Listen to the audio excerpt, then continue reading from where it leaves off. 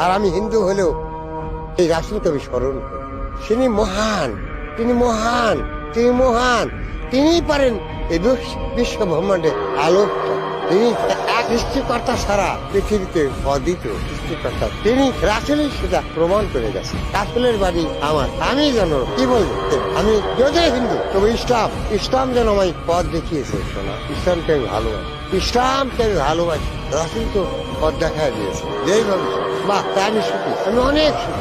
রাসূলই মহান, এই বিশ্ব ব্রহ্মাণ্ডের মহান সেটা হচ্ছে রাসূল, মহানবী। তিনি হযরত মুহাম্মদ সাল্লাল্লাহু আলাইহি ওয়াসাল্লাম। আমি যতই হিন্দু হয়েছি না, ইসলামকে আমি ভক্তি করি। আরেকটা ইসলামের সঙ্গীত আমরা কি শুনতে পারি আপনার? নবী মোর সোনার খনি, নবী নাম জপে যে জন, সেই তো যোদাহানের ধ্বনি। নবী মোর পরশমণি, নবী মোর পরশমণি, নবী মোর সোনা।